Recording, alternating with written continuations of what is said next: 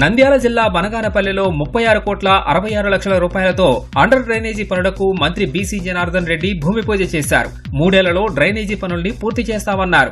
ఎన్నికల్లో ఇచ్చిన హామీ మేరకు బనగానపల్లెను ఆదర్శ పట్టణంగా తీర్చిదిద్దుతామన్నారు.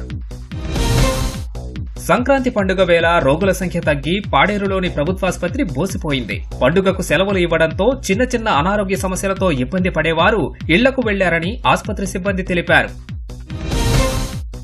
ఎన్టీఆర్ జిల్లా నెడమానూరు వద్ద జాతీయ రహదారిపై ప్రమాదం జరిగింది. కియా షోరూం ఎదుట ఆటోను కారు ఢీకొట్టింది. ప్రమాదంలో ఆటోలో ప్రయాణిస్తున్న ఇద్దరికి తీవ్ర గాయాలయ్యాయి. వీరిలో ఒకరి పరిస్థితి విషమంగా ఉంది.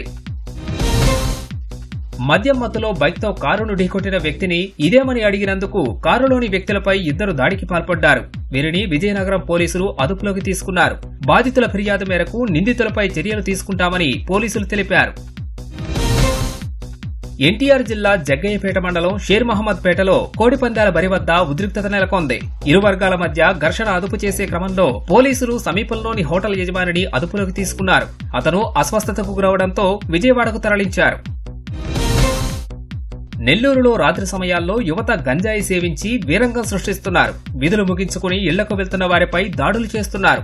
రోడ్ల పక్కన నిలిపిన వాహనాలను ధ్వంసం చేస్తున్నారని పోలీసులు తగిన చర్యలు తీసుకోవాలని స్థానికులు కోరుతున్నారు. కాకినాడలోని కొండయ్యపాలెం వద్ద దుండగులు 5 బైక్లను దగ్ధం చేశారు. మద్యం మత్తులో వాహనాలపై పెట్రోల్ పోసి నిప్పంటించినట్లు స్థానికులు అనుమానిస్తున్నారు. ఘటనలో బైక్లు పూర్తిగా కాలి బూడిదయ్యాయి. నంద్యాల జిల్లా బేతంచెర్ల మండలం బుగ్గానిపల్లెలో చెన్నకేశవ స్వామి ఉత్సవాలు భక్తి శ్రద్ధలతో నిర్వహించారు. చెన్నకేశవ స్వామికి జలాభిషేకం చేయించి పుష్పాలతో అలంకరించి గ్రామ పురవీధుల్లో ఊరేగించారు. భక్తులు కొరడాలతో కొట్టుకుంటూ భక్తిభావాన్ని చాటుకున్నారు. పల్నాడు జిల్లా చిలకలూరుపేట మండలం పసుమరులో తెప్పోత్సవం కన్నుల పండుగగా నిర్వహించారు. రాజ్యలక్ష్మి సమేత ప్రసన్న వెంకటేశ్వర స్వామి, తాండవేశ్వర స్వామిలను అలంకరించి ఊరేగింపు నిర్వహించారు. అనంతరం చెరువులో తెప్పపై ఉత్సవాన్ని నిర్వహించారు. కర్నూలు జిల్లా ఎమ్మిగనూరులో నీలకంఠేశ్వర స్వామి మహారథోత్సవం వేడుకగా జరిగింది. రథోత్సవాన్ని తిలకించేందుకు ఉభయ తెలుగు రాష్ట్రాలతో పాటు కర్ణాటక రాష్ట్రం నుంచి వేలాది మంది భక్తులు హాజరయ్యారు. భక్తుల శివనామ స్మరణల మధ్య రథోత్సవం సాగింది. గోవును జాతీయ ప్రాణిగా ప్రకటించాలని కోరుతూ కశ్మీర్ నుంచి కన్యాకుమారి వరకు శ్రీ దత్త శరణానంద స్వామీజీ చేపట్టిన మహాపాదయాత్ర ఎన్టీఆర్ జిల్లా కంచికచెర్లకు చేరుకుంది.